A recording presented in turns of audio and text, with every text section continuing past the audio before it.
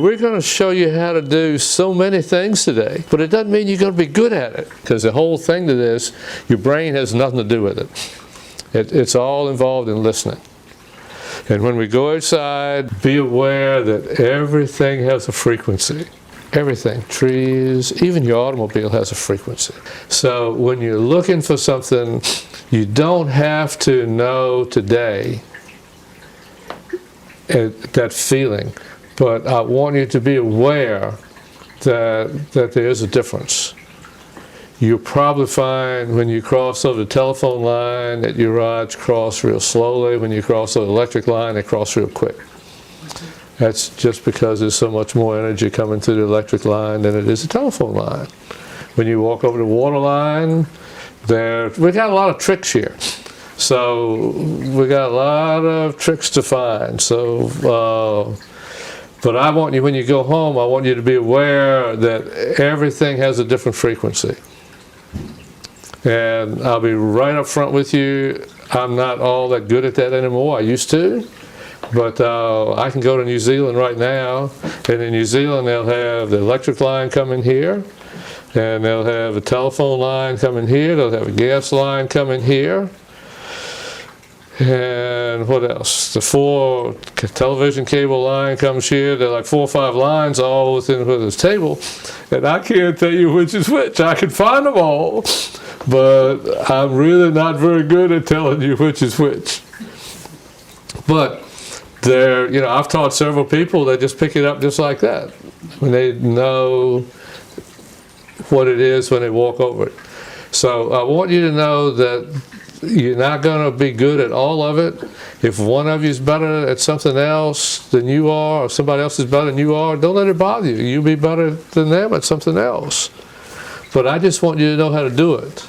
I want you to learn how to do it, that's all. And then you can go home and practice. But practice is the key. Practice is the key. So, however I teach you to do things, it's my way of doing it, or the way I was taught, and it doesn't mean you've got to do it the same way. Okay?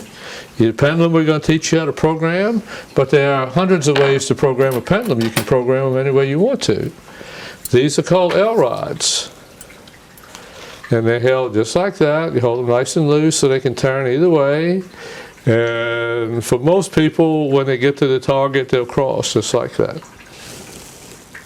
But here again, you don't think about it. All you do, if you're looking for water, you just picture in your mind underground stream of water, and you send your brain off on holiday. You don't use your brain for this at all. You're just listening to your angels, your spirit. Some people call them spirit guides. I call them my angels. You can call them whatever.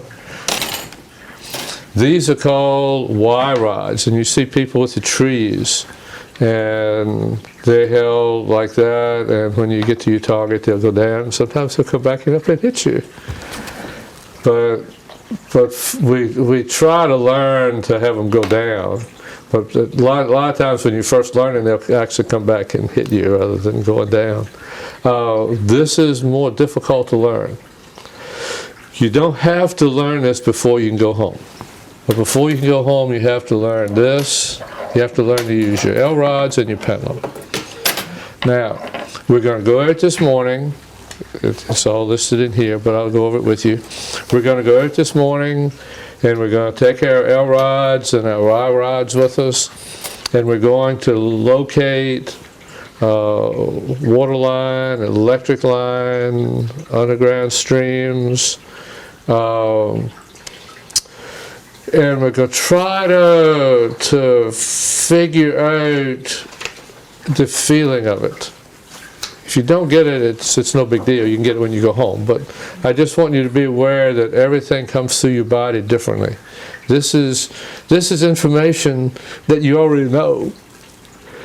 Your body, when you walk across that yard, your body already knows where those things are, but we've taught ourselves not to listen. So we're going to reverse that, and we're going to try to teach ourselves to listen. That's the key, because your body already knows it. And here again, you'll be finding things that aren't what you're looking for. The key is to find what you are looking for.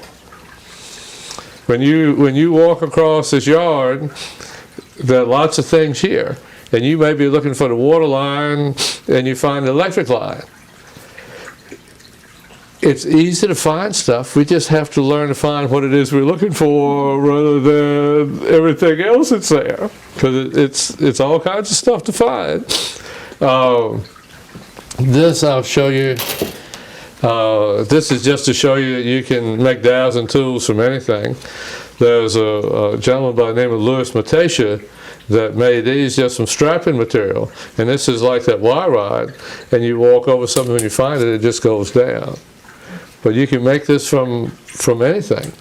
Another tool, which this is called a bobber, and you just bob it up and down like that, and when you get to your target, it starts going around like that. So people have fun with them, but for practical purposes, they aren't quite as practical as some of the other tools, because they're not, I don't want to say it's accurate, but it's harder to be exact with them.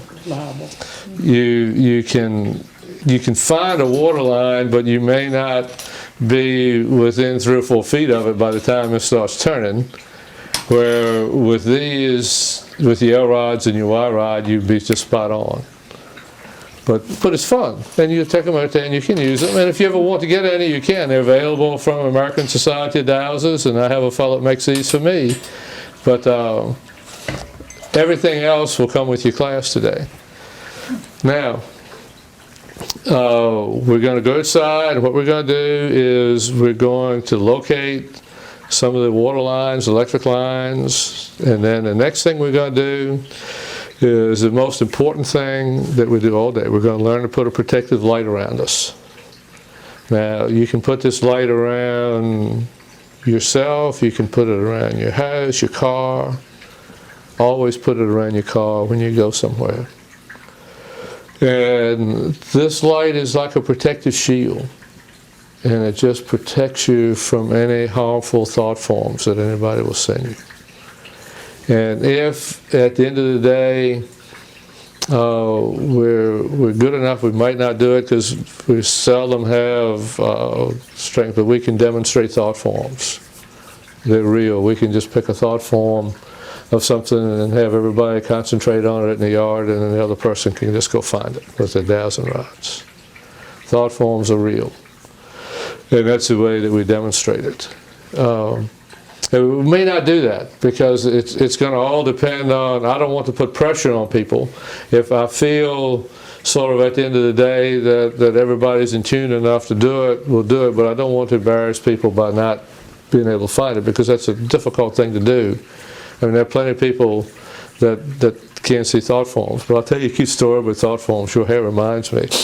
The first year we went to dowsing school, there was this lady with a hairdo like hers, and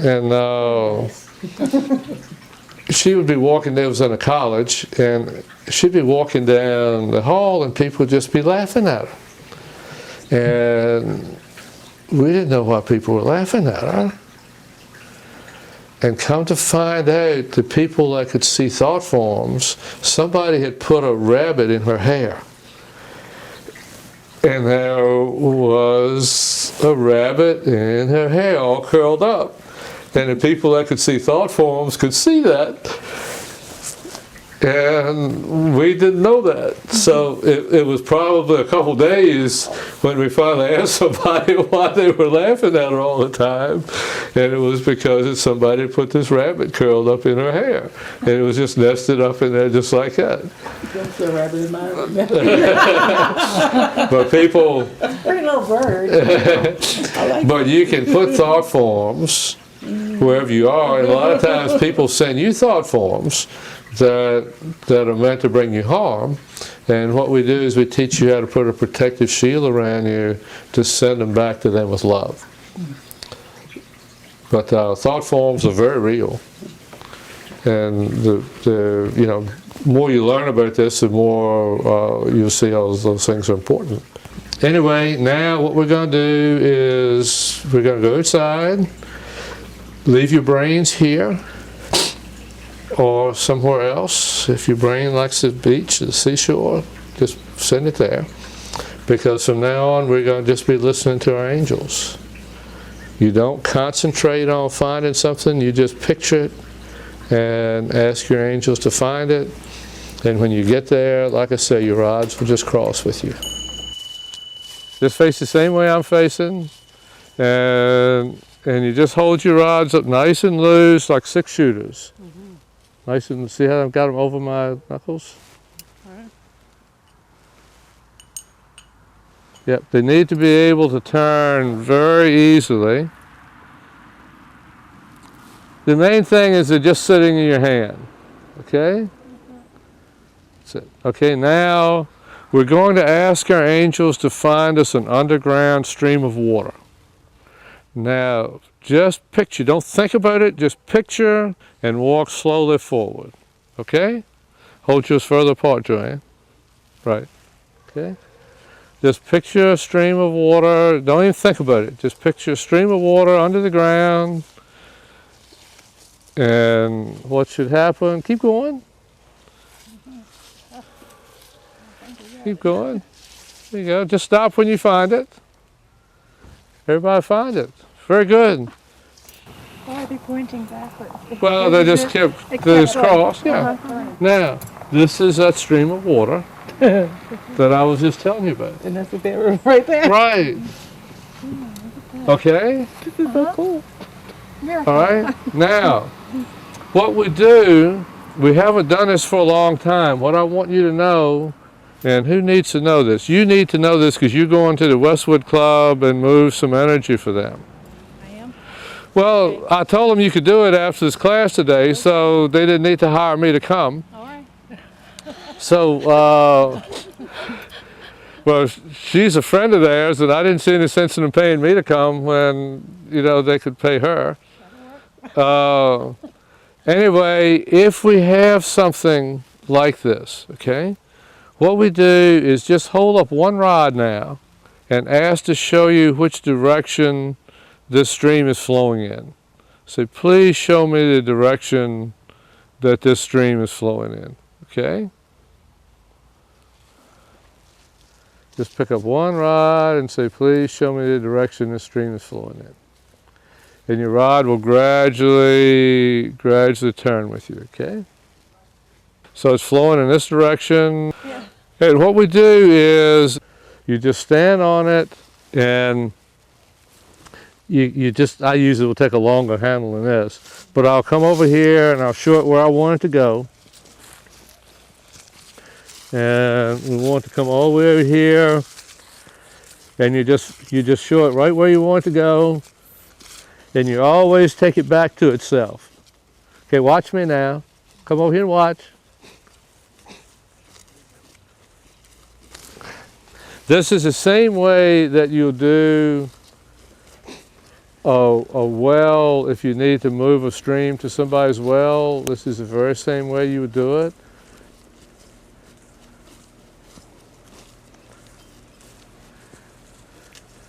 Okay, it's going to circle around now. It's going to circle around and miss the house. Anyway, that's the way you can move a stream, or you can move energy. We'll do energy lines later on, and you do the same thing with energy lines. Energy lines make people sick. It's negative energy, it makes people feel bad. So we want to clear those out of the way. And I think what you always have to remember is that they're going to come back. Girls don't usually do this, but boys do. When it rains, we always go out in the street and we try to divert the stream. It's coming down the street. We always try to make it go a different way. And we get it going a different way, but by the time it rains again, it comes back again the same way. This stuff is the same. This stream that's running under this house will probably in 6 or 8 months come back again. But as you can see, it's not hard to move. All you have to do is just come. You can even do it on paper. You don't even have to be here. You can just do it on paper. But that's all you need to do for the people. So you'll find as you go along, there'll be a lot of people that are feeling bad. A lot of them will even be hospitalized. And they go home and start feeling bad again. All you have to do is take the house and go over it and move this energy stuff out of the way and neutralize it, and you can make them feel better for a while. So kind of remember that. Now I'm going to give you another chore. I want you just to spread out from right here. Come over this way. And just spread it in a line. And now we're going to walk towards this house over here, towards the driveway.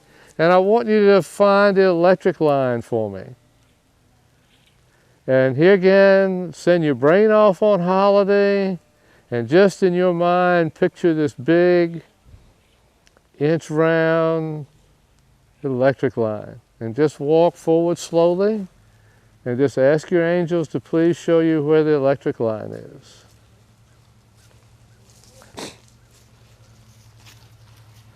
Okay? Just stop when you get there. Okay? All right, you're not doing too bad. This is it right here. Well, you picked it up a little bit early. That's no problem. Oh, okay. Yeah, when I first learned to do this, I was 6 feet late. I'd always walk 5 or 6 feet over something before I got a reaction. So don't feel bad. You're just learning today. I got some good angles. Yeah. I think you And do. you're a little more sensitive. Yours were turning here too. You just waited till you got there, but yours started turning right here. Oh, okay. Now, I want to tell you a cute little story. The first time that we moved the stream, we moved it over here. This house and mine are on the same electric line, and we shorted out the electricity.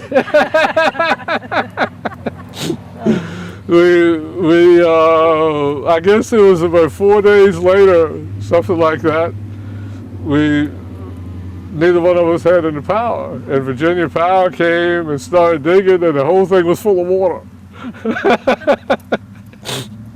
So we didn't tell them, That you put it there. you know, what we did, but we kind of moved the stream over a little bit closer to the house right after that. But you can do that. I mean, I know this stuff sounds really weird, but if you want to move a stream to somebody's well, you do just what we just did. You just take something and show it the way you want it to go and ask your angels to please move it. And if it's not going to hurt anybody else, they'll do it. If it's going to take water away from somebody else, they're not going to do that. You're going to have to find another stream. You know, it's not going to take water from somebody else. But you can move people. I guess the longest one I've ever moved was probably close to half a mile. But people have moved them for 2 or 3 miles, particularly west where they have a long way to go to find them. If your neighbor or anybody you know, this well runs dry, you could actually tell your agents about that and teach your agents how to do that. I said my aunt is having water issues right now.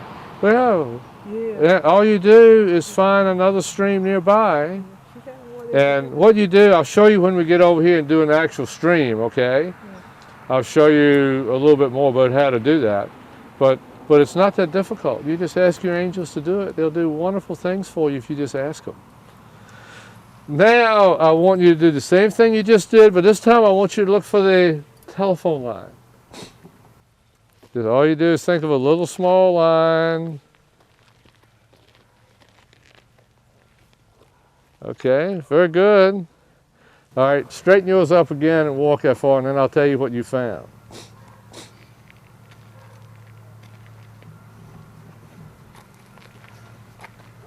There you go. Okay. You always need to be very specific about the questions you ask. In other words, you can say, is it going to rain today? And it is going to rain somewhere, but you can say, is it going to rain here today? And that'll tell you if it's going to rain here today. What you did the first time, that's the old line over there, it's dead. This You're entirely too sensitive. See the post down there right to your right?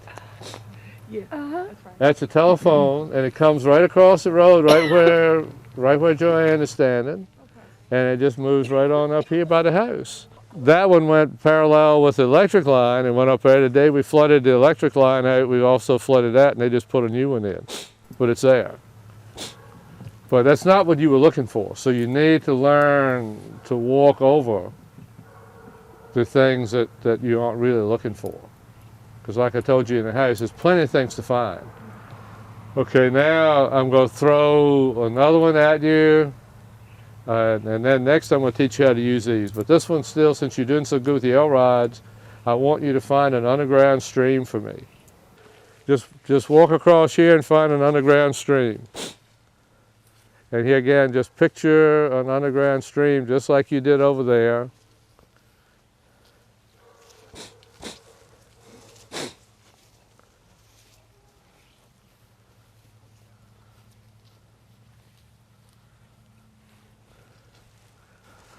Oh, we've got all of you. Now, let me just tell you what you've done. You see the gutter? The water runs right from the gutter right on out to the road. But that's not what we're looking for. Okay? That's not the water we're looking for. Now go find an underground stream of water. Picture this underground stream of water just flowing very fast. Just in your mind, just picture this underground stream of water flowing very quickly. And just stop when you get there. Okay? Perfect. You girls are a little bit early, both of you. It comes right through here, so you right on it. Okay? Come up here just a little bit. Okay? Very good. Now, this is a well. When you're looking for a stream, you always ask for good potable drinking water. So hold your rods up and ask. Go back to the search position. First position is straight out in front of you. This is your search position. And ask if this is good potable drinking water.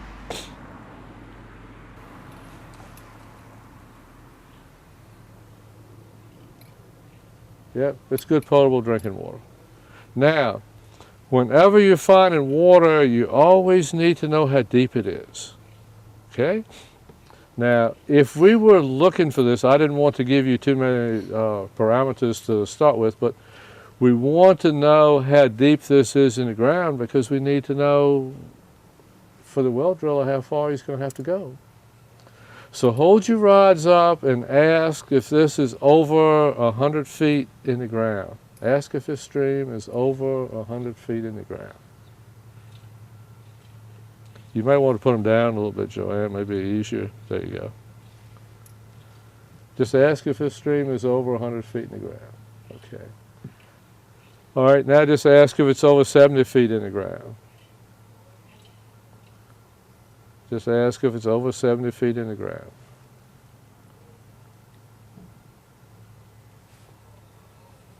Okay.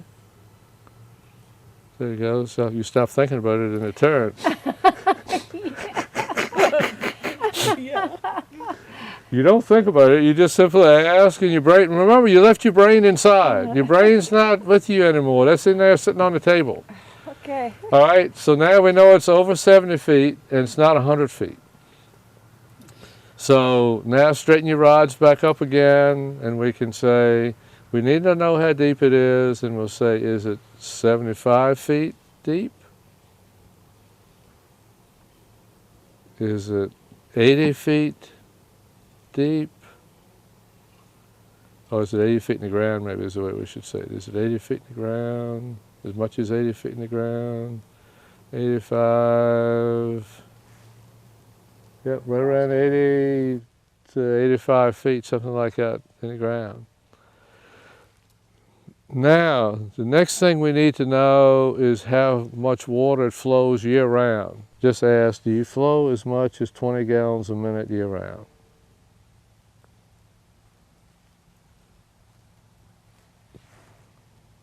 Looks like it flows 20 gallons a minute year round, doesn't it? You're all on the edge of the stream. Okay? You're all on the edge. Now, if we're marking a well, we're going to want to find the deepest part of the stream, right? When you want to drill a well on the deepest part of the stream. So now hold your rods up again and ask to please show me the deepest part of this stream. And just walk slowly now. Walk very slowly and ask to please show you the deepest part of the stream. Okay? Okay, I think it's just a bit right here. And this is where basically we'd want to drill. Now, what I would do, and a lot of dowsers do, is we would come here, and I'll just demonstrate this to you, so you don't have to do it. And we're looking for the deepest part of the stream. So I come here, I always close my eyes, and I take a survey flag. You know what survey flags are? And I put a survey flag here. Okay? I'll come down here, and I come back here, and I say, please show me the deepest part of the stream. And I put another flag here. And then I'll come down here, and I'll say, please show me the deepest part of the stream, and I'll put another flag here. And if I have to drill a well within this distance, then I'll just walk along these flags and say, please show me the best place along here to drill a well. And this is going to be it. And I'll do some checking again. I'll just, I'll double check myself, do this all over again from different angles and just make sure that we're getting the right location for the well. When you're drilling a well, you always need to be careful with the well drillers, and I'm not a well driller, but they have, that drill can swing just like that. So you need to make sure that that drill is perfectly level when it hits the ground, so it's going to where you want it to go. Because just a slight deviation can put it off, in 80 feet, it can make a difference from here to that house. So you want to make sure the well driller is drilling straight down from where you want it to be. I think it's best if the stream is running this way for the well driller to back his truck up this way, and if he gets off a little tiny bit one way or the other here, he'll still probably hit the stream, where if he does it this way and he gets off a little bit one way or the other, he just could miss the stream entirely. But if you mark it for him, I shouldn't say most well drillers, a well driller that believes in dowsers and uses dowsers will always find the water for you. A well driller that doesn't have any use for you will purposely put it on an angle so he'll not go where you said go. That's just a fact of life. But like I said, around here you have to go artesian water, so it doesn't make any difference. Now, what I'm going to do now is, if you guys will go find your Y rods, I'm going to show you how to use your Y rods now. Hold your palms up and see how you grab it with your thumb there? Fingers out straight. Fingers out straight, Joanne. Okay. Just put them out, there you go. Okay. And see how the rod is in my hand? No, it's fine. You did fine. Just put it in your hand. Okay. Yeah, that's good. Now close your fingers, close your fist on it. There you go. Perfect. Now you shove it in and you get a little bow in it. Okay? Shove it in, Joanne. Get a little bow on it. There you go. Not that big a bow. Just there you go. Perfect. The advantage of this is, and I'll give you a demonstration. Just watch. I'm going to ask to show me, please show me the center of this stream, the deepest part of this stream. Please show it to me. Points right to it.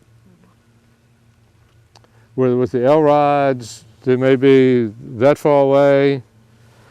This just points right to it. So if you're ever doing something you need to be exact, this is your tool of choice, because it will actually, if you're looking for something in the ground and you walk across it, it'll just point right to it.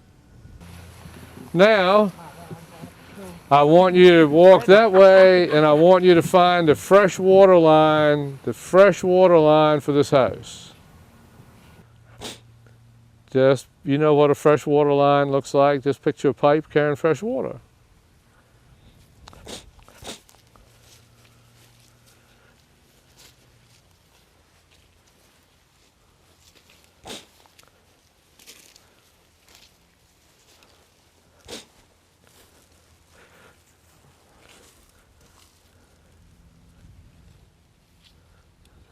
Okay.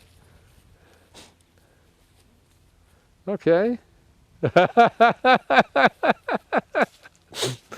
Hey, the reason I'm not laughing at you, so don't think I am. But you're all doing well. Okay. These two are on the old sewer line. So that's not fresh water. At least you're on fresh water. There's another gutter line coming right into the street. So at least you're on fresh water. And I was picturing a You picture the pipe? And I had to keep my brain from trying to do it. Yeah, here again, your brain's on holiday. But anyway, this is what I'm talking about by finding what you're looking for, because there's all sorts of stuff to find. And you want to make sure you find what it is you're looking for. Now, again, go back to the search position and come up, you're going to keep walking and find a fresh water line that feeds his house. Just find a fresh water line that feeds the house. Maybe we didn't say it specifically enough.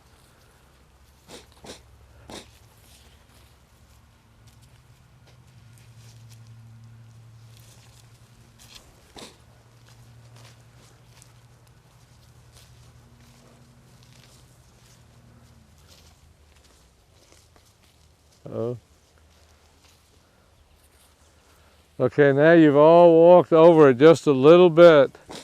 It's actually right here. Now, I'm going to show you something else that will be very beneficial to you. No, you guys are a bit right now. I'm sorry. The old line comes right through here, but I had them come in and they drill a line through it. They're digging it up, and they put it outside these trees, and they came back to the house, curved it. So you're actually right on it. I'm sorry.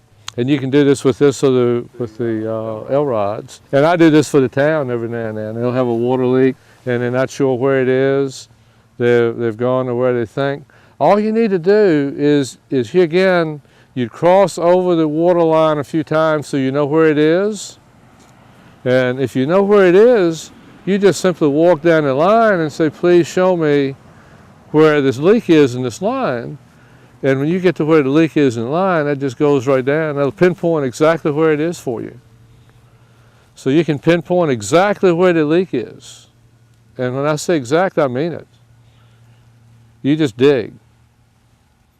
The key is when you look at the marker line, I'll just demonstrate with this. When you look at the marker line, you'll come across here, and you put a flag there, and then you walk down here, come down a few feet, come across there, and you put a flag there, and you just keep going until you've got the line marked, and then you can just walk from flag to flag, and it asks to find where the leak is, and you'll find it.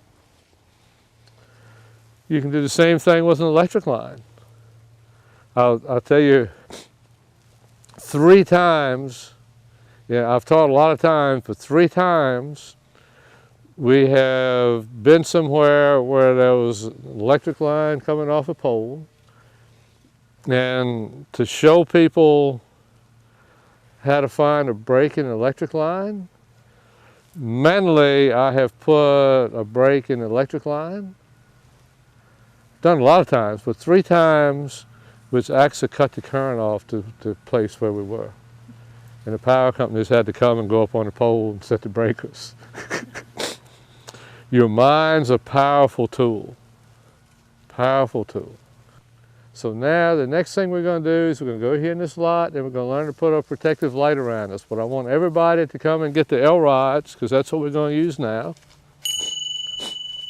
What I want you all to be aware of is that we all have energy fields. And just as an example, go over here and hold up one rod and walk over to a couple of you, take one tree and a couple of other. Here's this tree, there's 3 of you. Take 3 different, we got 3 different pine trees. Just hold up one rod and walk to a tree and ask to show you its energy field. And your rod will just turn. You're about right on that one. It's actually back, you're a little bit late because it actually comes back a little bit.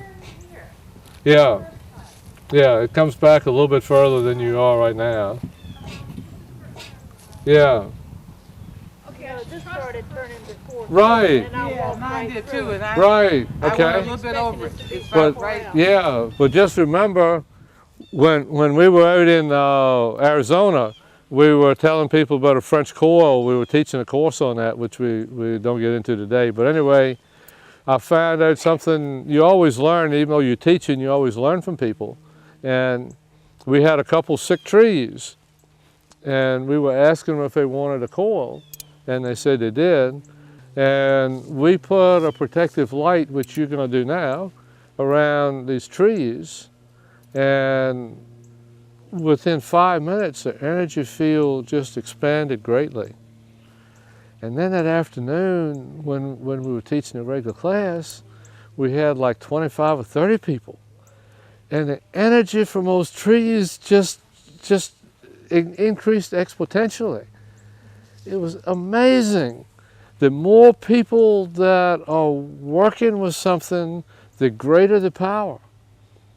So that's why, like in the Bible, they say 2 or 3 are gathered. The more that are gathered and with the same purpose, the stronger it is. The key, I think, is everybody there wanted that tree to get better, and the energy just literally went crazy. Today, it's hard to find 10 people with all the same thinking the same way. It's always going to be a few in there that are going to want to be pulling against it. So, but there, everybody was thinking the same way. It was just absolutely amazing. Even the fellow on the camera had to step back. He said, this is just really amazing. Even I'm feeling it. So now I want you to do that to each other. Spread out, we're going to spread out a little bit. And I can see your energy field, so I already know what they are. One of you at a time. You can't both check, okay? All right, wanna try this again? You check Mary. Don't stop right where you are. And just walk towards Mary and ask to see her energy field, okay? Joanne's right here. Just check Barbara. There you go. Is that it? Yeah. Very good. Excellent. It means you all got a decent night's sleep last night, which is good. Well, sometimes if people don't get a good night's sleep, their energy field is only a couple feet away from them. And this is an energy field, like I say, that we can put around your car, you can put it around your house, you can put it on other people. Do anything you want with it. It's all God's loving energy, and you can do whatever you want to with it. But the main thing is you can use it. And this is what we're going to do now. And this is, if you don't learn anything else today, learn this. If we were going to put a protective shield around a house, it's easier if you can have 4 or 5 people because everybody can get on a corner and you just build like a shield over it. And that's all you do. And you just fill it with God's loving energy. It's just that simple. But the key is to have more people to do a big object.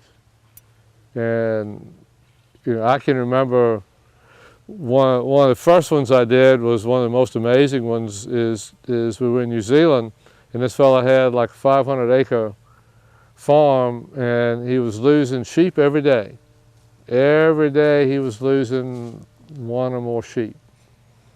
And he had a hillside there that we could climb up on and see his whole farm.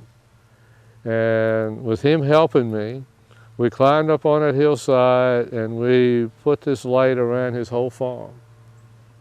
And you know, after that he stopped losing sheep. He stopped. That was it.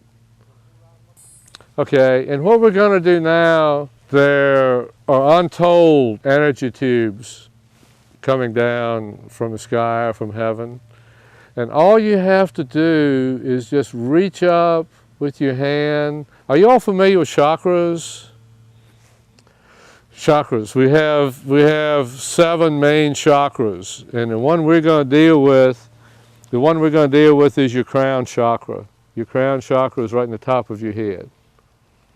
So what we're going to do is we're just going to reach up and get a hold of any energy tube and just bring it down and close your eyes so you can feel it and connect it to your head chakra. And when you feel you have it just about right, just hold it on there for a minute.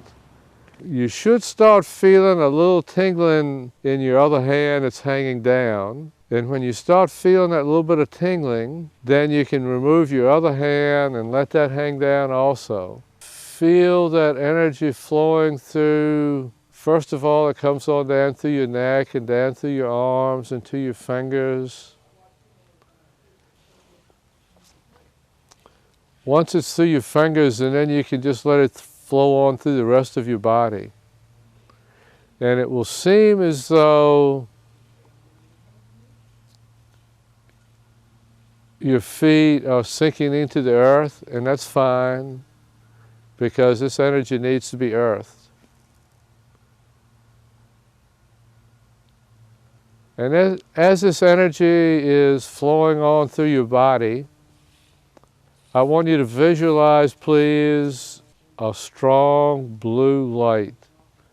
As we all know, the blue light in the middle of the flame, or the center of the flame, is the hottest. So you can visualize a gas burner or candle. And that blue part of the flame right now is what you want to put around your whole body. And this is going to be the protective shield. And this shield will protect you from any harmful thought forms that anyone anywhere may send to you. And this is all God's love and energy, and you can just feel it, just building up around you. And let this blue light come all around you to 12 or 14 inches, whatever you feel comfortable with. And you can renew this every morning very easily. And just put it all around you. Don't forget to put it over your head. Don't forget to put it behind you.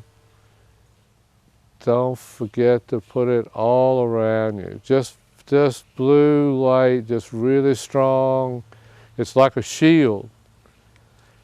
And anytime anyone sends you anything that's meant to harm you, it's just sent back to them with love. And now imagine you're standing on a stage and there's a spotlight up above. And as the spotlight is lowered, this white light becomes more intense. And this is your energy field. And with this energy field, you can put this light anywhere you want to. It's just like that spotlight, it's more intense the closer it is. Anyone that comes within this energy field is going to feel very comfortable with you. It gives people a comfortable feeling. And here again, put it wherever you feel you'd like for it to be. And you're welcome to experiment with raising the spotlight and lowering it till you get it to a point where you feel comfortable with it. And this is a light that you're going to put around your car, your house, your friends. It's just going to be a light that makes people comfortable, or you can use it to make people uncomfortable also, and I'll tell you how to do that later. But for right now, just bask in the light. And all the while, keep in mind that the core is that real strong blue light. That's where the strength is.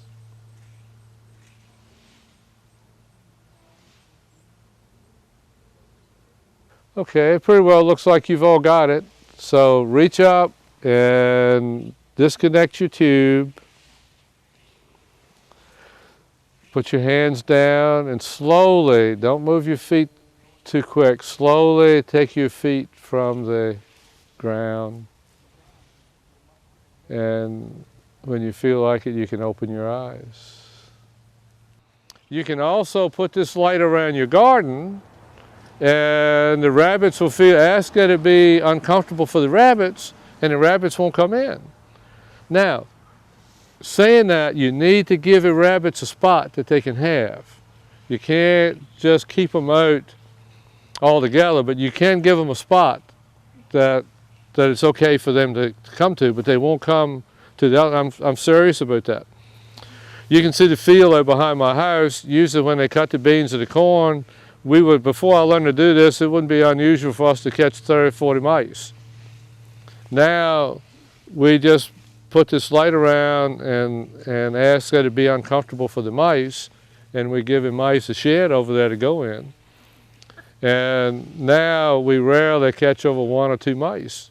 We just ask, if we know they're there, we tell them to move, and if they don't, then we'll put a trap out. But you just make it uncomfortable for them. We've done sort of extensive work with this at Lincoln University in New Zealand in the organic department. Unfortunately, you know, and people at Virginia Tech, and nothing against you, but people at Virginia Tech, you know, I've written to Virginia Tech and they don't have anything to do with this, but it works. It really does. You can put this light around and keep a certain insect away. It can be used for lots of things. And I'm going to tell you one cute little story. We were coming back 2 years ago from Auckland and Honolulu, and there was a fellow that was an arborist for the city of Dunedin in New Zealand. And I was talking to him about the French coil, which I mentioned to you, how to put around trees, and I was telling him about this light. And all of a sudden it got a little turbulence in the plane, and I said, all you need to do now is just hold your hands up and ask your angels to please clear your path 20 miles ahead, a mile high, a mile below, and a mile on each side of you, and ask them to clear it for you the whole way. So he's, you know, kind of thinking that this is real cuckoo stuff, but, you know, after a couple minutes it just smoothed out. And I was telling him how you could use this light to make yourself invisible. And you can do that. We were sitting at the bulkhead, and Air New Zealand makes sure you have plenty of wine, so we were sipping on some wine, and they started serving lunch. Well, we were just chatting away, neither one of us were paying attention to it, and they came along and they brought the dessert cart down the aisle. And they said, what would you like for dessert? On his side, my side. And anyway, I said, we'd like some lunch first.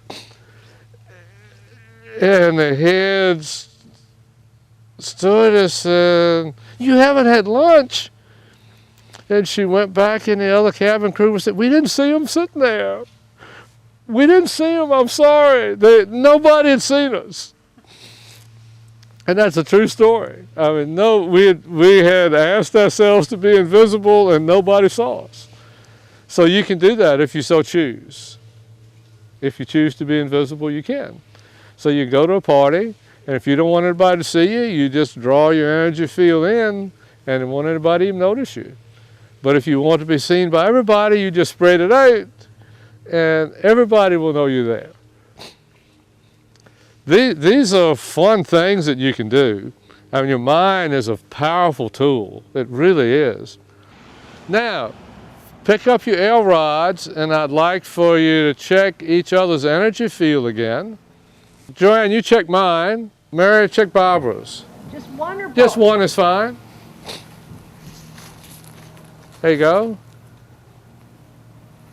Start back there again. There you go. It's back there where you were. Your energy field Yeah. is that big? Yeah, I just moved it over there.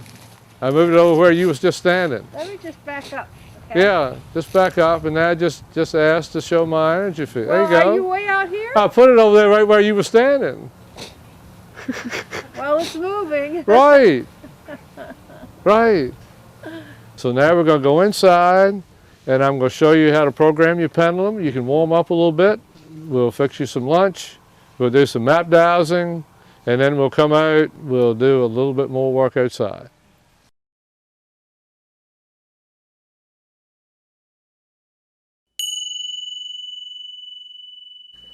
Okay, I'm going to tell you one thing first of all that I get all the time is I'm making my pendulum swing, and people will say, "Oh, you don't need to do that. Did you know if you just leave it over it that it'll start swinging itself?" And I say, "Yeah, but I don't want to wait 5 minutes for my answer. I want to know in 5 seconds." It will. You can hold it over something and it will swing. But why wait? We have KISS. Y'all know what KISS is? Right. So I was taught to keep it simple. And for what we do, this is the simplest way I know of programming your pendulum. And there are 100 ways, but this is the simplest way. Everybody get your pendulum out and hold it. You all have knots in your pendulum. You'll find, Joanne, if you turn your hand upside down like that, yeah, it's going to be a little bit easier. And the further away you hold it, the slower the reaction. So if you take it and grab it about 3 inches or so down, right in there, Barbara, will probably be good. Yeah. And you can just grab a knot, basically, just put your finger where a knot is as you get going. And then when you move it back and forth like this is the search position. And you need to make it move. You don't want to, now you've got yours going a different way, don't you? Is yours going back and forth? I'm not doing anything. Oh, okay. Well, make it go back and forth. Back and forth, okay? Joanne, get yours swinging good. You don't have it swinging good enough, you're going to be able to read it. This is so important because most everything you do the rest of the afternoon depends on you being able to do this. And you need to have it pendulum swinging, okay? Now you put it over your left knee, you make it go counterclockwise, and you say this is a no. Swing it out counterclockwise. Oh, I make it go, okay. Yeah. You make it go out. Barbara, yours is going back and forth again. You need to make it go in a circle counterclockwise. Okay. Counterclockwise over your left knee, and you say, this is a no. This is a no. This is a no. Okay? Just make it swing out. This is a no. Now you say thank you, and you go back to the search position, back and forth. And now make it go clockwise and put it over your right knee and say, this is a yes. This is a yes. Perfect. There you go. All right, you're all getting a good yes. This is your yes. And you say thank you. Thank you. And you go back to the search position. And again, put it over your left knee and make it go counterclockwise and say this is a no. This is a no. This is a no. Very good. All right. Yeah. Perfect. All right. Now go back to the search position again. Say thank you. Thank you. Don't forget to thank your angels. And then put it over your right knee and make it go clockwise. This is And say this is a yes. Okay? Okay? While you all practice that, I'm going to fix your sandwiches.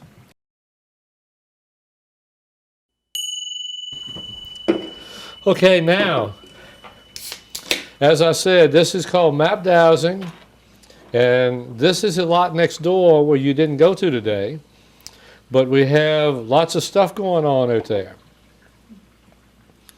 Now, what we're going to be looking for is negative energy. Now, you've learned how to find water lines, electric lines. You can also find them on here, but it's not what we're looking for.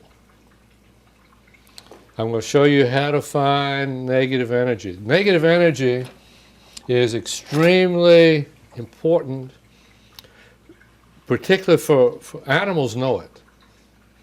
And animals, if you've got a dog or horse and you have an area of negative energy, they're not going to go there.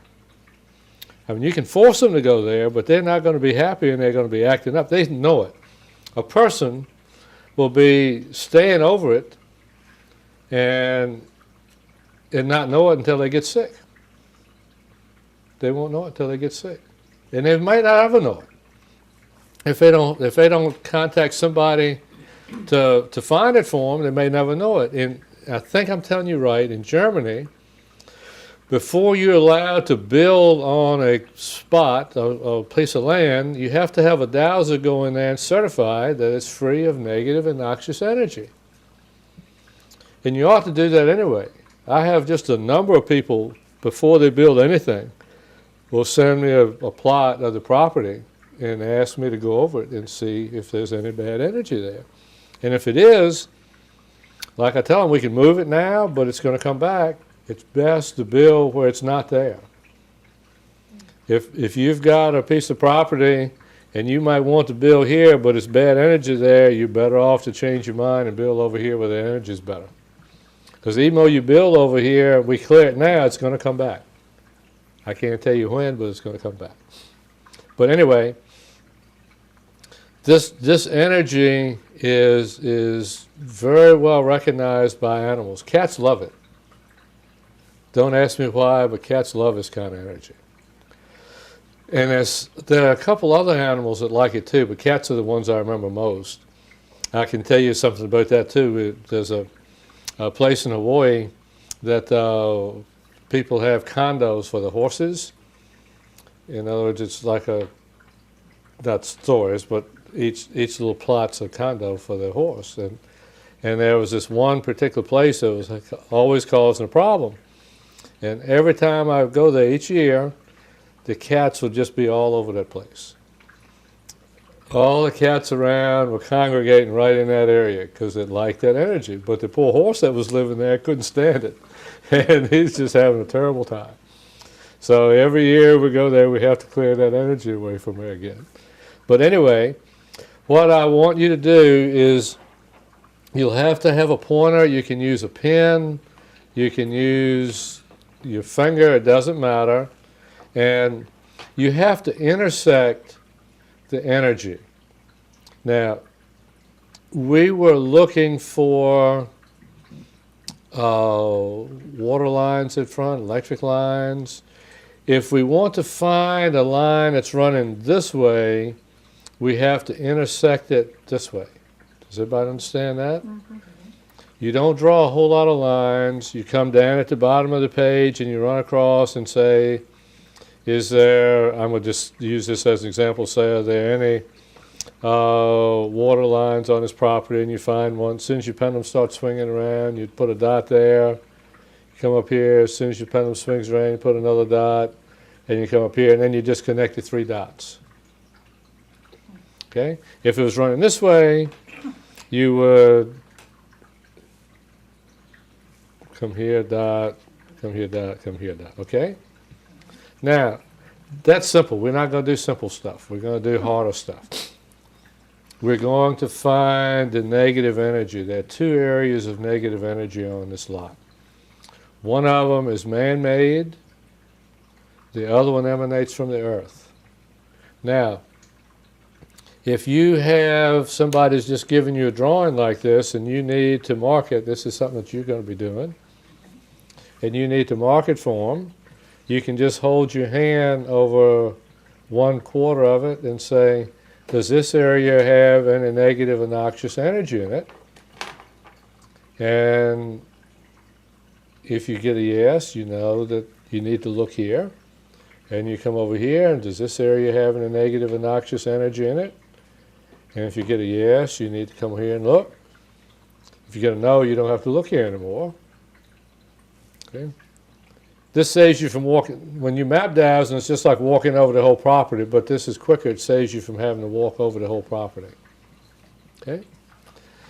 The chances are negative energy is not going to be a straight line. It could be, but the chances are it's not.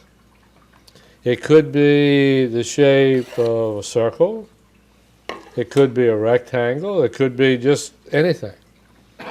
If you're familiar with farms and you look at it in the field, a lot of times you'll see an area, and I'll just use, maybe it's a 10-acre field, but they got an area half of acre where it's all grown up. The horses won't go there.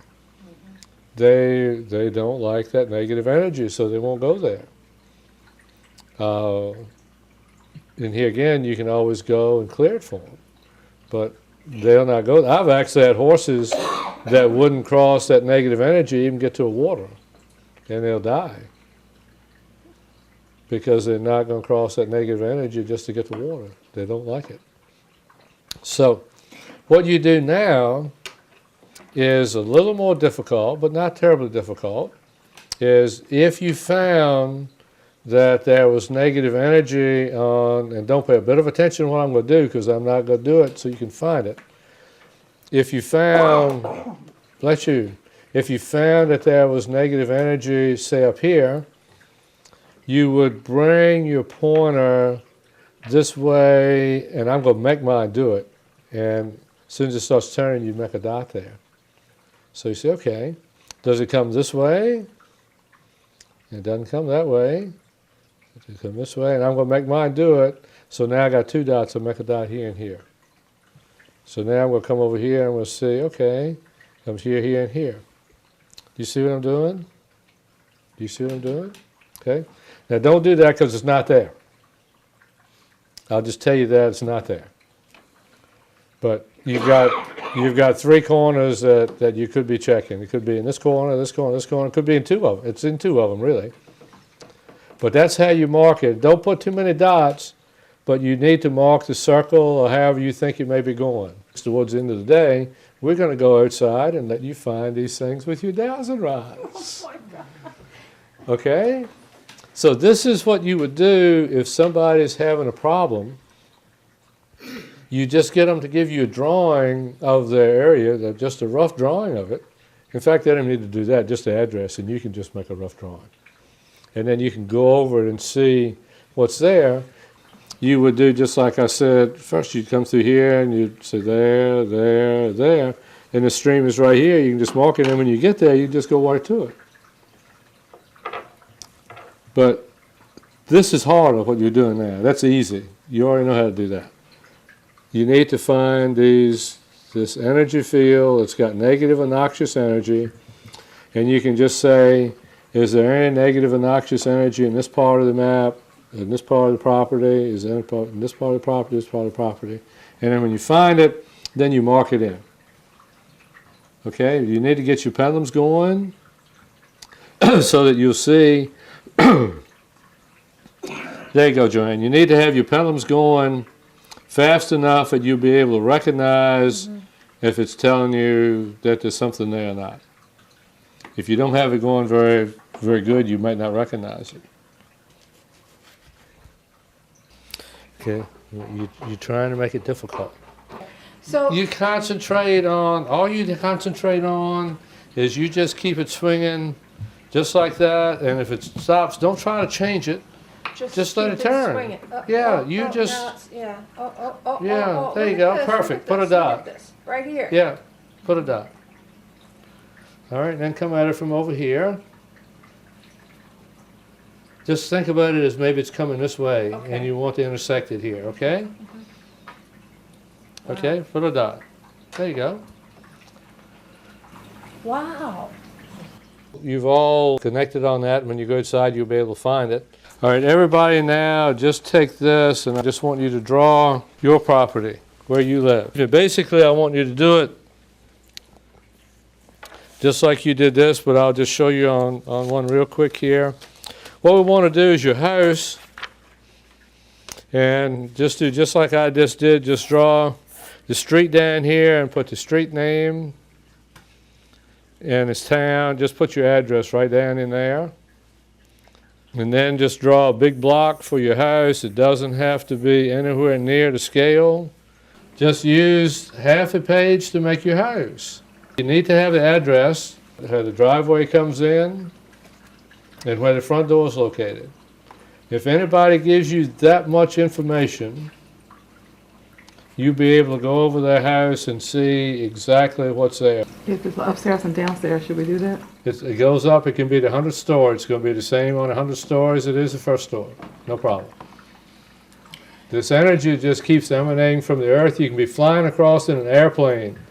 And if you have enough nerve to take your L-rods out, the person sitting next to you doesn't bother you. As you're flying across the country and you ask for these energy lines, you'll find them. Your rods will just cross with you. As soon as it starts turning, Barbara, make a mark. You don't have to wait till it starts getting really strong. Just as soon as it starts turning, you make a mark. Whenever you do this for anybody, all you need is that information you've got right there. Once you do it a few times, you'll be able just to look at it and see exactly where it is.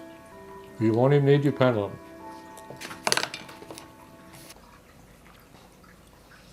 It could be a straight line running through your house. It doesn't have to be like that lot. Wants to go home. All right, let me just see what I find here, okay?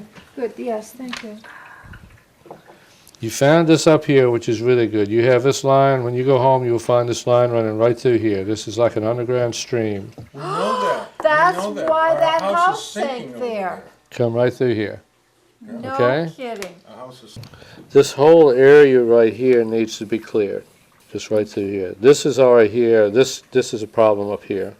Now, all you need to do with this is you just go and stand here and ask your angels to please convert this to beneficial energy. Or energy that will be beneficial to everyone who lives here. That's all you need to do.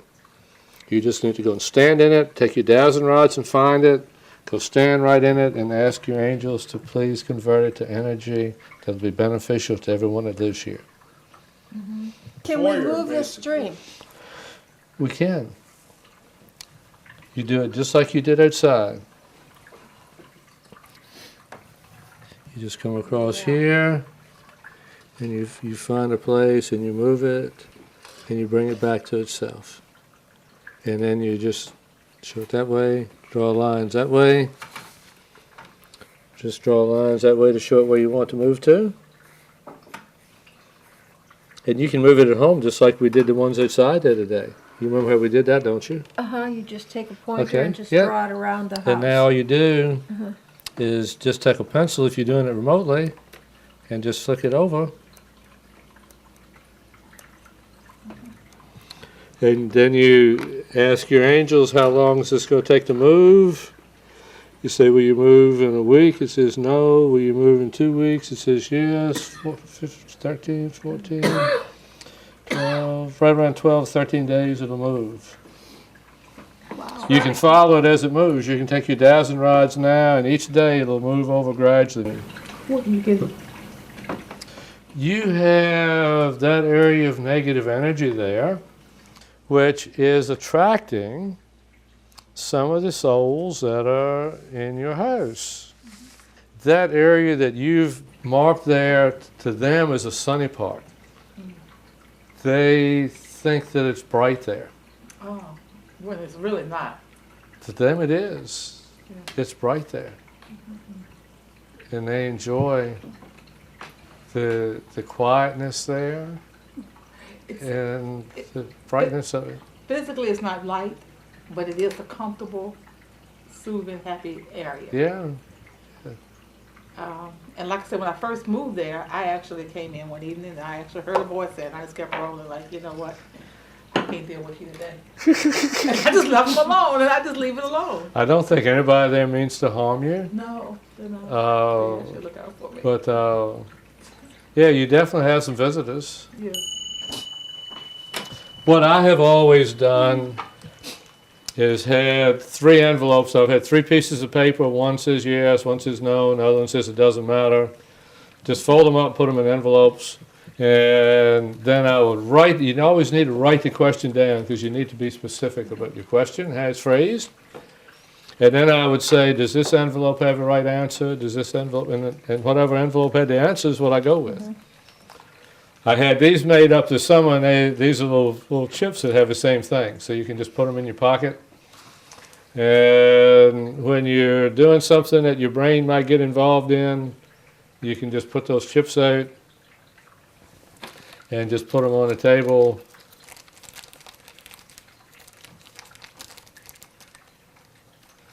And just say which one has the answer to my question. And you write out the question where it might be. Does this one have an answer? Does this one has the answer? Says it doesn't matter.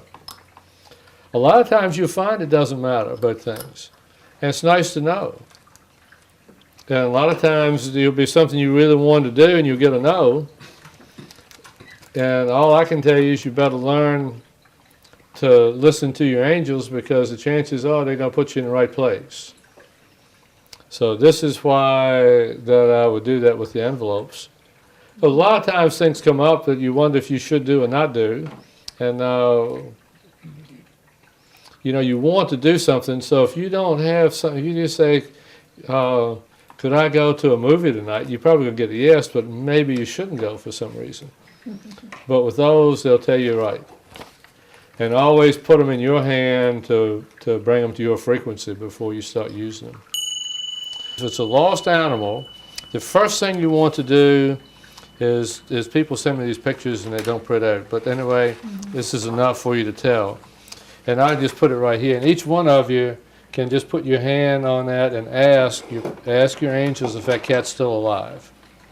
Just take your pendulum and just ask if that cat's still alive. That's all. Just as long as you can see it is the main thing. Just simply ask if that cat's still alive. Whenever you're looking for a lost animal, you ask that, okay? Okay?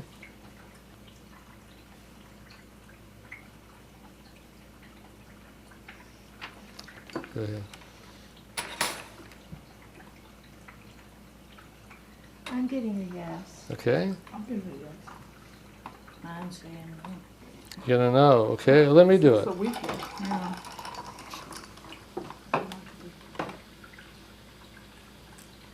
And see, I get a no. I don't think the cat's still alive. Okay, but if it was still alive, we would ask it if it wanted to be found, if it wanted to come home.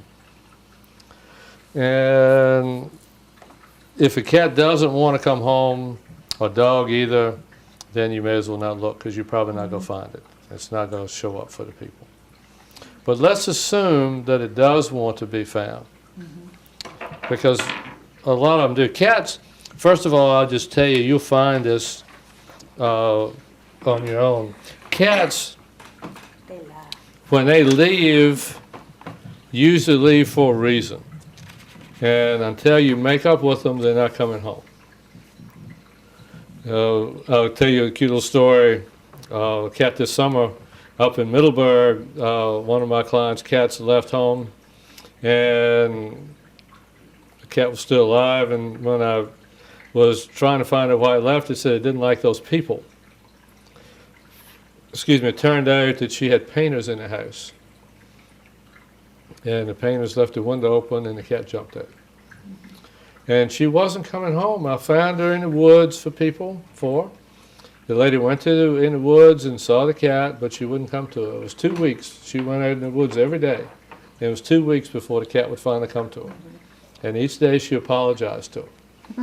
But that's kind of what you have to do with cats. If it's a dog and he wants to come to you, he wants to be found.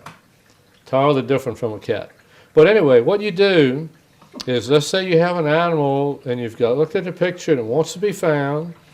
You just go online and you print out a map. You need to know the address that the animal left from.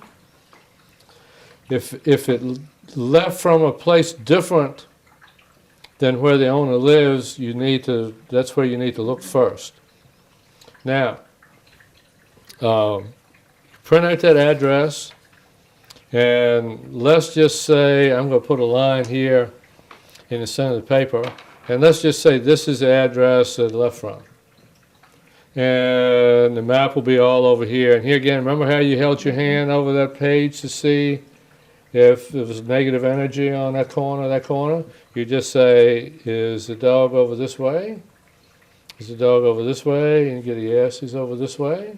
Come here, he's over this way. Nope, nope, he's over this way. So now you know he's in this corner.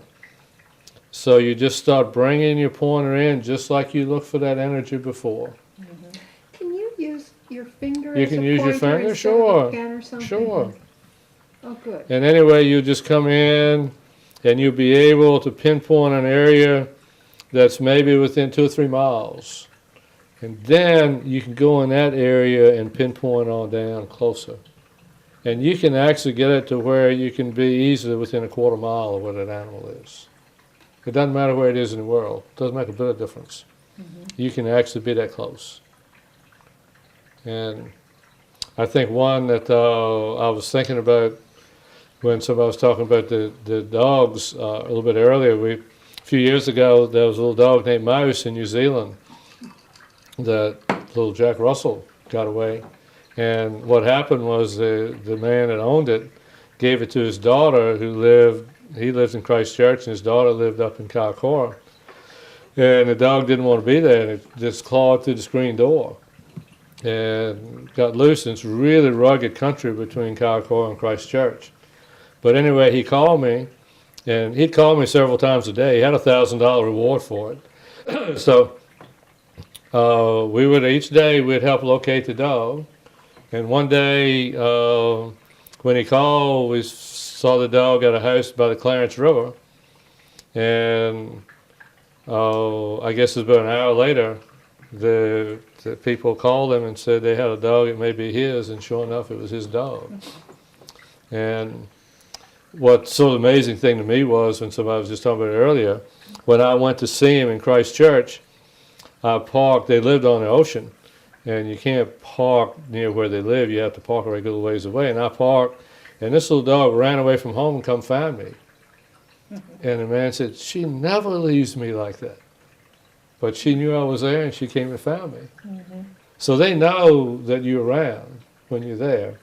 But we did, for 7 days, we just traced her. And, but you can do that. But you need a photograph usually to make sure that the animal's still alive and wants to be found. If it doesn't, then you're sort of wasting your time. Dogs will move around like cats will usually find an area that they like, and they'll probably, if one of the cats in this neighborhood left home, he probably would just go across the field to one of those houses. He probably wouldn't go too far before somebody would take him in. But people don't feed dogs. Cats can find mice and rabbits and everything else to eat, so they don't fret. But a dog doesn't know how to catch a mouse or a rabbit or anything. So if somebody doesn't feed them, they just die. But or animal control may catch up with them. But anyway, that's what you do to look for a lost animal. And you get that every day. If you want to practice, every day in your newspaper, there'll be lost animals. All you got to do is pick up a newspaper and there'll be lost animals. I'm going to tell you a cute little story about that. When I first learned to do this, I was in New Zealand, and I had some folks over, and in the newspaper, I was telling them how we could find lost animals.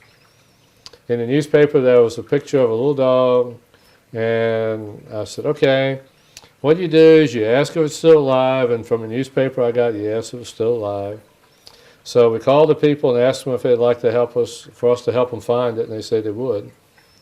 So when we went over the map, we marked an area where there was a psychiatric hospital. And, of course, told the people back, and they sent us a more detailed map of the area and asked us if we could pick up what building it was. So we picked this particular building. And it turned out that her husband had worked in that particular building. And anyway, the hospital was closed. And they got a key, and they went in. And in that particular building, not in her husband's office, but in another office, was a picture of the dog on the wall. We never did find the dog. The dog was probably dead. But there was, That was the energy you were giving. yeah, from that picture, we had picked it up right in the area we marked in the building. So that's how close you can be with this. And you can just be spot on. When I say spot on, we have actually been spot on. I have one client over in Petersburg that he has a bunch of dogs and they were getting away, and he would just call here every 20 minutes while he was following them. He was just following his dogs and calling here every 20 minutes just to see what direction they were in. And he found them all. But you can be that close, you really can. Once you learn to listen and tune in, it's not much you can't do. It really isn't. Now, you're going to need to write on there this information, okay, so you'll know. Because anytime you're doing something remotely, you'll find that you need the name of the person. If you're working with an animal, you need to know the name of a person to connect it with, and an address of the person and of the horse or dog, and you need to know the animal's name. When I do this, I don't want people to tell me anything unless they have a behavior problem, because the behavior problem needs to be negotiated from the time you start. This horse's only behavior problem, so to speak, is that he tends to pull a lot.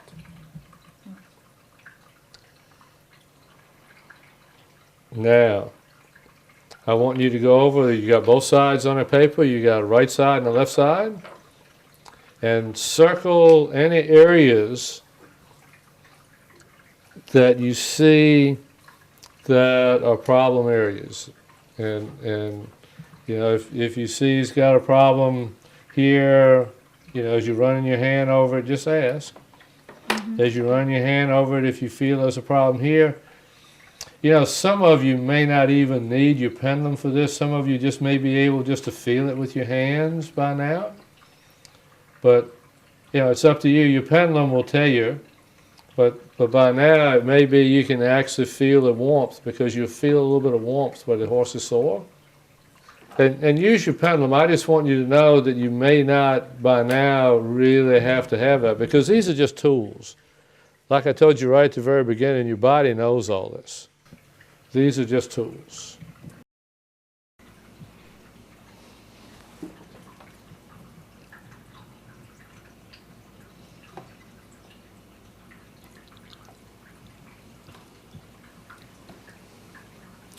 I can't mark a big area like that. Anybody can tell you a big area like that. You need to kind of pinpoint. The reason you're taking this course is so you can pinpoint where the horse is sore. It is coming a little strong in some places. Yeah. It is. You're right. Yeah. Thank you. They can call any communicator. They can tell you the horse is sore in his right The front whole leg. Yeah. You need to be able to pinpoint it for the people. When you learn to do this, and you're learning right now, you'll be able to find things sometimes 2 weeks before they even show up as being problems that everybody else can see. You'll be able to do this better than any vet can. I don't care what kind of equipment they have, they won't be able to see things that you'll see. I like to pinpoint things because they've probably had their horse at a lot of different places and the vets haven't been able to find it, but we can. It's scary. It's consistently, for me. It's there. You just need, before you were just drawing the whole front leg. No, Then you need to pinpoint a little bit better than that. What's the shoulder, the wither? Maybe something else. Bring your hand all the way down the leg to the hoof and see what you find. Well, these places along here aren't all that serious that you would probably even pick it up just going over the horses. The only thing, two things that are really showing up that you haven't marked, I don't see anybody's marked them yet. Is there anything in the stomach? Yeah, I'm getting that consistently. yeah, Now, I just got a movement in my finger. okay, I mean, I actually got a pulse in my finger. good, When I hit around right right, that's good, there. that's it. That's good, that's a And good that's- spot. Now, my finger pulsed. Right there it is again. Yeah, that's it. It's right there. Yeah. Well, And you it- know, I just, like I said, I just been blowing things off. I kind of probably always had hints about it, Mm-hmm. but I just been living this noisy life. Yeah. Well, that's true with most of us. See, I didn't learn to do this till I was 54. Well, that's what we do as dowsers. We sort of learn to live in a different world than everybody else lives in. There it is. And unfortunately, we have to sort of keep it to ourselves because if we go telling somebody about it, Right. we get real funny looks from people and they can't believe it. And I can remember one of them was your fella Kelly here in Warsaw. When I yeah. went to Kelly to tell him this, he couldn't believe it. Well, no, he's Amazon. And I'm not sure he believes it today, but he pays attention a little bit. We did a cow for him a few years ago, and we were able to see what was wrong with his cow, I think, or something like that. So he pays a little bit of attention, but still doesn't pay much. No, you blow it off. No, So, but he's a scientist. yeah, but people give you real strange looks. So it's a little bit hard to get used to the fact that they're giving you these strange looks. So you just learn you can only talk to certain people about it. Tell you what, let me tell you what was wrong with this one because we're gonna run out of time here before too long, and I'll fall asleep on you. The main problem with this horse was its mouth. His mouth. That was the main problem with this horse was his mouth. Not this particular woman, but somebody had been riding this horse with a severe bit, and it really hurt its mouth. And that's the reason he was pulling so hard, was to pull and then get off the pressure. Also, he's got a vertebrae in his neck. I think somebody found that. You found it with her. That's sore. The right shoulder, which you found, is pretty sore. You found the hocks, which nobody else did. Both hocks are sore. Where's the hawk? Their back leg, right, the crooked part. Okay. Do you feel like doing another one? You want to go inside first and come back and do it? One thing about this energy is it affects everybody differently. Your safe time in here may be 12 hours and somebody else's may only be 4 or 5. So walk on over there where Joanne is in that area over in the boat now. And then hold your rods up and ask what your safe time is in that area. Just walk on over there so you're in it good. You're in it, Joanne. You don't need to go any further. And then go up to 5 hours, 6 hours, 7 hours, 8 hours, until your rods start turning with you. Just see what your safe time is, because it's different for everybody. 14 is my limit. Your safe time in here is 14 hours, okay. 6 hours, okay. And your safe time is 9. Now that means that you can stay in this area for that many hours before it will adversely affect you. Okay, some people won't be able to do that. But you all found this, I think. The strongest one you all found was down here. So now come this way, walk over to the tree and ask to find an area of where this energy might affect me. Somebody may get all the way up to the tree before they're affected. Somebody else may be affected way back here. It all depends on how they affect you. Okay, very good. See that transformer up there? That's what you're feeling. That's bad news. You don't want one of those things near where you sleep. What's happened is the power companies claim that they have them grounded, but they only use a small copper wire about the diameter of this. And they need something 2 or 3 times that big. And if people have threatened lawsuits, the power company will come along and they'll properly ground them. But they don't normally like to do that. But I just want you to be aware that if you're walking your dog down here, in fact, if there was somebody walking a dog here now, you never see a dog walk over there. they'll come all the way over here if they can to miss that. They're aware of that. People don't pay any attention to it, but if somebody's coming down that way walking the dog is pulling them over here all the time. They're aware of that energy on their transformer. So you need to be aware of it also. It was interesting because when we were dowsing for it, I mean, using the pendulum, it just kept concentrating more for me on right at the edge of the yard, Right. at the corner. Yep, It really did. yep, you were all picking it up. This was the strongest you picked up. But I want you to know why. This is man-made. The other emanates from the earth.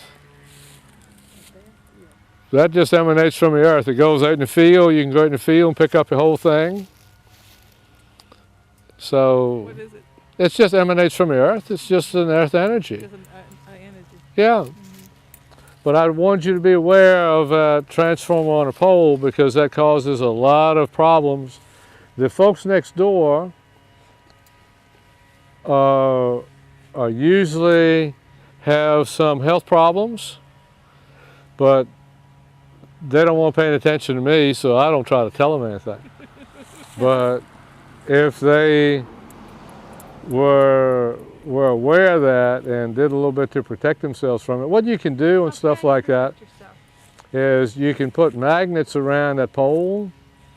You can just get some magnets and put them on a piece of tape, not duct tape because duct tape will block it, but just clear packaging tape and just put some magnets around it and that'll help disperse it. Okay.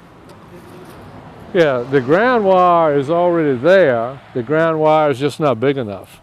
So you need something else to help disperse that energy. And that'll work. Now, I want to give you two little exercises that can be tricky now. I want you just to start along in here, anywhere, just spread out along here because I want you to walk towards this road and I want you to find the water line for me. The water line that feeds this area.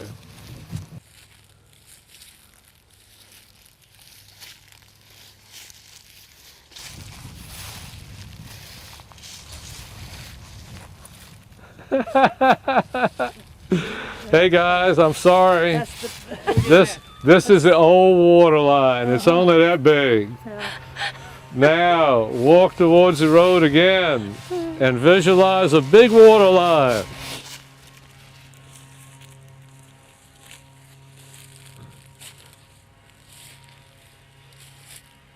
There you go. See how you have to be very specific about what you're looking for? It's all kinds of stuff here to find, but you have to be very specific in order to find the right thing. Okay, when you go back to 1960, they put the old water line in just about right here. Okay, this was the old water line. The telephone line was over there. And then when the town took this over 30 years ago, they ran a whole new line right down this road. And that's where the water line is. The water line is right here. Okay? So you know how to find it, but you know how to find too much. You've got to be specific about what you're looking for. Now I'm going to give you something else to do.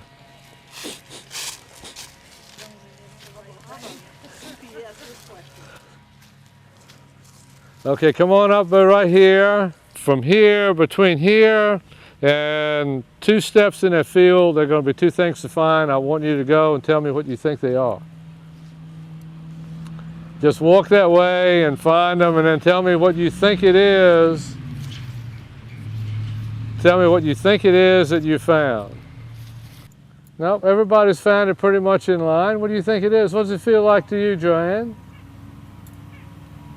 Barbara, what's it feel like? I actually felt it.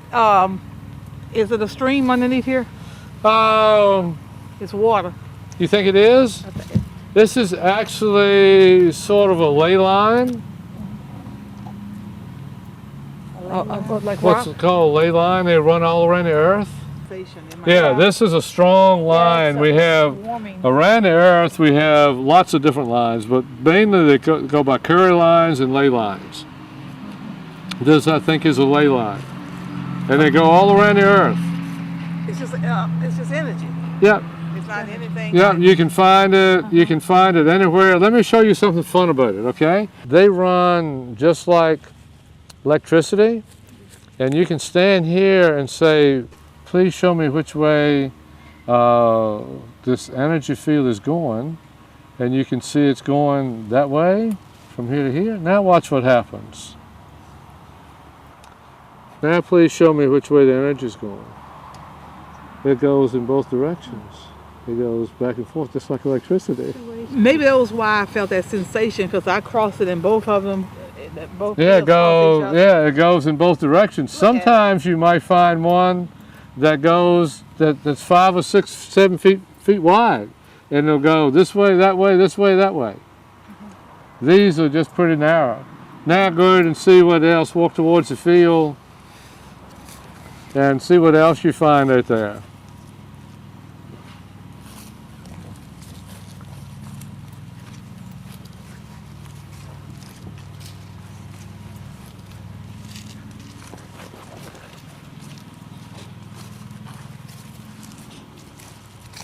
Okay. Is this the shoreline?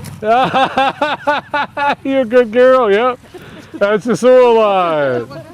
What Mary was doing is so distracting is that I told her that it may be out in the field, so she was going to find it out in the field. She was going to find it in the field. But anyway, there are all sorts of things in the earth, and you just kind of need to go stand over them when you're not busy and see what that energy feels like in your body. And if you can stand over something, like you can go over this and just stand over the sewer line, and you can just say, what does this feel like? And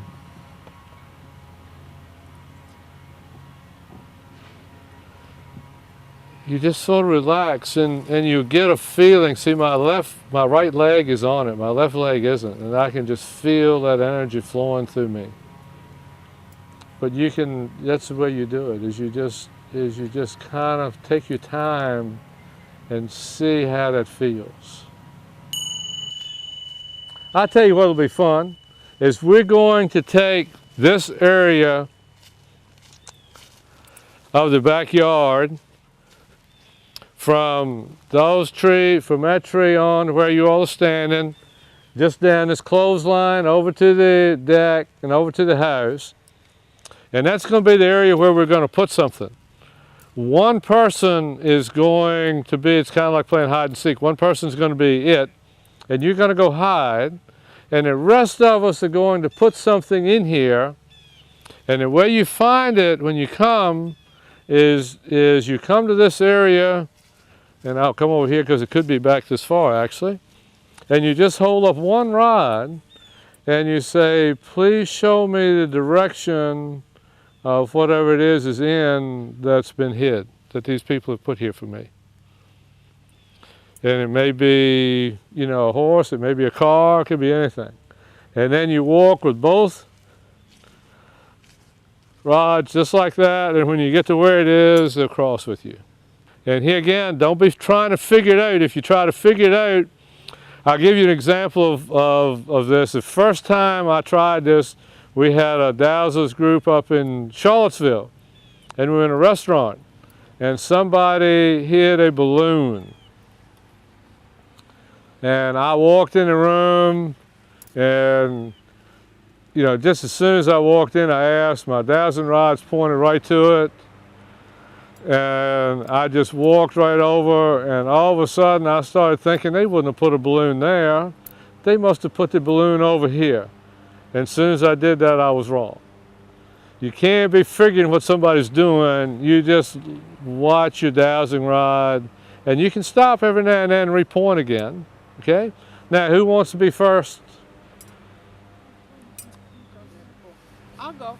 Okay, you just go around front, and we're going to go over here and we're going to put something in the yard. I tell you what, let's put a little John Deere tractor here. Toy tractor? Yeah, just a John Deere tractor. Okay.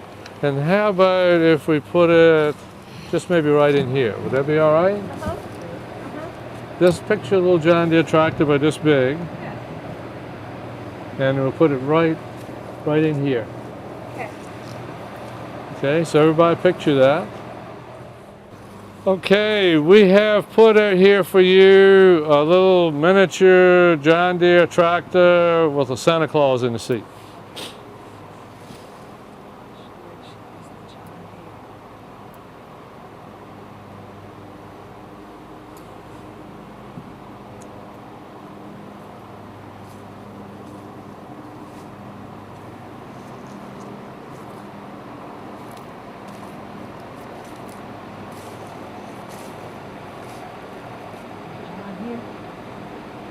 I tell you what, that's close enough. I think you got to give that to her. We put it right here. Okay. So you can't get around that. Let me give you a little hint. If you really got to find something, maybe you've lost your keys or something, you find them the same way. But you stand here, and if you're standing here and it points this way, and you obviously can't go any further than here, what you can do is when you get here, you can say, please show me directions again. It'll point out here. And then you can stop and say, please show me directions again, and then it'll point right over there. So don't be afraid to keep asking for directions. But that was close enough, Mary, that was good. Tell you a cute little story about this. We were doing this in Hawaii last year, and we had two sort of prominent attorneys, and one of them was a canoeist, and we had hidden a canoe out there for him. And he's walking over there, and he goes here, and there's nothing there. He goes over here, nothing there. And finally, the third time, he said, what color is that canoe? And we said, red. He said, oh, hell, that's over here. He had already seen the red one. He thought we were looking for a brown one like his. And he was walking around looking for that, but he already knew where the red one was. He had already seen that. So when you're looking for it, are you picturing it really? Yeah, you picture in your mind, but you don't think about it. Yeah. You just pick, just like you did those streams, the underground streams and the underground lines. You just visualize that underground line. And look, this is at the end of the day, we're all tired, so it's more difficult to do. But you can go home and do this. Yeah. You can go home and do it, but you need 3 or 4, 5 or 6 people. The more people you have, the stronger the image is. But you do run across some people just see it. I mean, I've had people, I can remember, there was a lady came here to do a newspaper article one day, and I told her to go inside, and I put a little tractor just about right there where we put it for you. And let me tell you, she walked out on the porch, and she said, oh, there it is over there. She just saw it. We've had different people just see them. So I guess the whole point of this exercise is that thought forms are real, and they're important. They're very important. If you did watch that Phenomenon show we were talking about, there was a mentalist on there that actually had an image tattooed on his arm a month ahead of time, and he had never seen this woman before, and asked her to draw an image, and he projected that image to her, and she drew it right on the paper. It was the yin yang, and she just drew it right on the paper, and that's what he had tattooed on his arm. So you can project those thoughts to people. You can just, it's called neuro-linguistic programming. And you can, most all sports teams have people to contact the players of the other team to tell them they're not as good. And to work with their team to tell them they are good. So it's a mental thing that we can all do, but I just wanted you to know that you can find them. And this is the same thing you do if you've lost your keys. If you've lost your keys in the house or whatever, you just hold your rods up and they'll point in a direction and you just go to them. And most of the time it'll be right there. It was a good exercise. Yeah, it is. I just want you to be aware of what you can do. That's it. Be careful when I'm with my sister. And I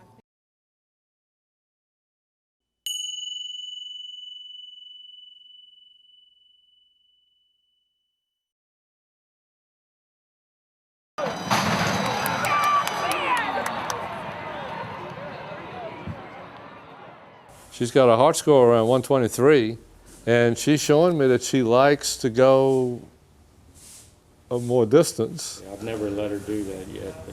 When I first met Bill, he came around my barn, and I was actually back on my wash rack giving the horse a bath, and he initiated a conversation, and I've called it that he entertained me the whole morning. But what caught my attention was I had a filly that was a very good racehorse, and she had gone off form. I pretty much knew it was up in her left front shoulder. You know, without hesitation, he said before he kind of left, you know, and said he was going to take off. The last thing he said to me was, you know, when you're running the water over that filly's left shoulder, that really gives her a lot of comfort. He says, I can see that she's got a problem there. And he walked away.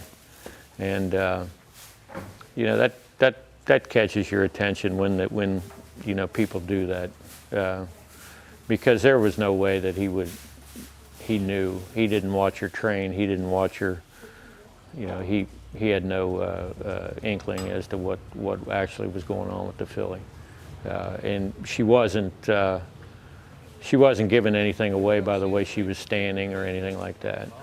You know, sometimes if you approach the horse or you watch him in the stall, you can figure out where a problem is. You know, quite honestly, I don't see Bill do that. I mean, he pretty much either closes his eyes or you know, he tries to go into it blindly. You know, there's been situations where it's been beneficial for him to look at the horses. I've been a veterinarian for coming up on 20 years. I'm board certified in internal medicine. I have a master's degree in equine exercise physiology and a PhD in molecular parasitology. So I'm way overqualified to be raking up in the barn here. Oh, you want me to do him now? Oh, please, Okay, this one right here. please. He ran last Thursday. Okay, we can just ask him. You're going to need to pay a lot of attention to that right front ankle and tendon.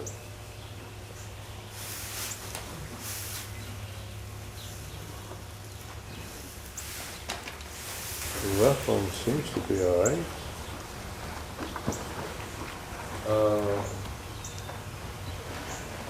Left hind leg seems to be all right.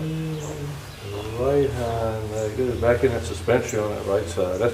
That's probably the worst thing I've seen, is that suspension on that right side. Behind. Yeah. What do you think, Miss Claire? I haven't talked to him. But you know him. I'll be right back. Okay. 99% of veterinarians do not believe in animal communicators. And I have a heavily academic background with my PhD and the research that I've done. And 99% of the time, I have a hard time believing in animal communicators. But, you know, Bill proves me wrong. And a lot of times I like to say, well, he didn't tell me anything I didn't already know. But of course, then the question is raised, well, how did he know? All right, I'm a veterinarian. You won't see many veterinarians doing this. This is how I communicate with them. This is just a needle cap, which is just to save my fingers, because I do this probably 20 times a day or more. And what I'm checking is I'm checking his acupuncture points. So we'll start with here. This is a foot point, knee point. This is checking along what's called the bladder meridian, which is a row of acupuncture points that connect along their backs, which, as you can imagine, is often a big problem with horses because we sit on their bladder meridian. and hock points, stifle points, hind foot points, everything's good on this side. This is not 100%, but it's scary accurate. I'm putting pressure on acupuncture points. And looking for the Looking reaction.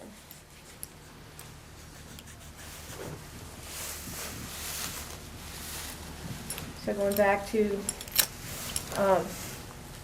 this is the, interestingly, okay, he says right ankle. Interestingly, this horse has never had this come up before, but that is the right ankle point. So you can see we're getting a little reaction on that point. That point coincides with the right ankle. So Corroboration. that corroborates.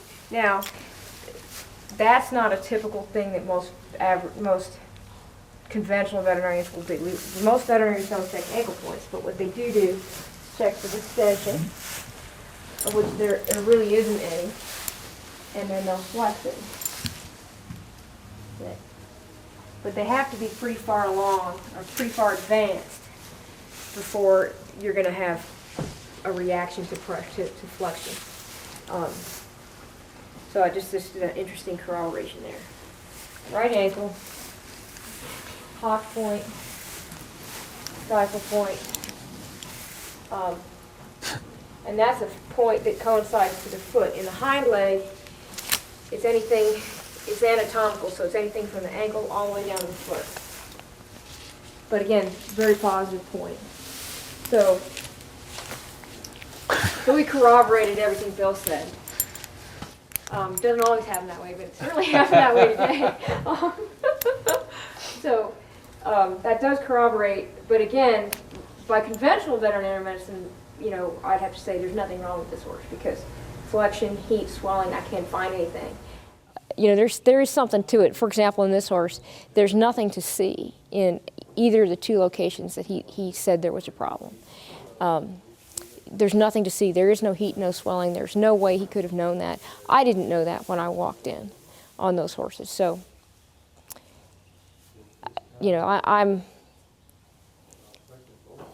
I was surprised, as you could tell, that he actually picked up something that I didn't know was there. And what she said to you last year, I don't remember what the question was, but I remember the conversation afterwards was that she wanted a big-name jockey to ride her. Ask her if she liked her jockey. Her jockey is okay, but he's not the best. Okay. But he's okay. He's a lot better. She says he's a lot better than most of them. Well, why don't you name somebody you might be able to get, and we'll ask her right now who she likes. You want to ride Dana Whitney? Dana's okay. Yeah. Who else? I want somebody that she wants, not just okay. How about Deshaun Parker? No, Doesn't like Deshaun? no. How about Tal Wynn? He's a good yes. He's a yes? Yeah, good yes. Good yes. How about Scott Speed?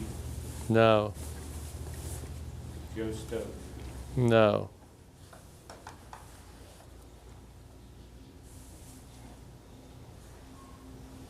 Oswald Pereira? Ooh, he may be your key. Is he a good jockey? It's okay. Yeah. For where He's- she's racing? He's probably, that's probably one of the best yeses. Clearly there's something to what he's doing. Exactly what it is, I can't tell you. Logic, it's hard because I'm a very logical thinker and it's very hard to think logically about specifically like the jockey conversation. How does she know who's who? She's only going to know who rode her. We did have a horse once that he said he didn't like the exercise rider. And sure enough, he goes much better with a different exercise rider. Nothing we can see, watching the horses go around. So I know that he potentially really does talk to them about that, who's actually on them at the time. But jockeys that she's never had on her back, I don't know. Does she talk to the other horses? I don't know.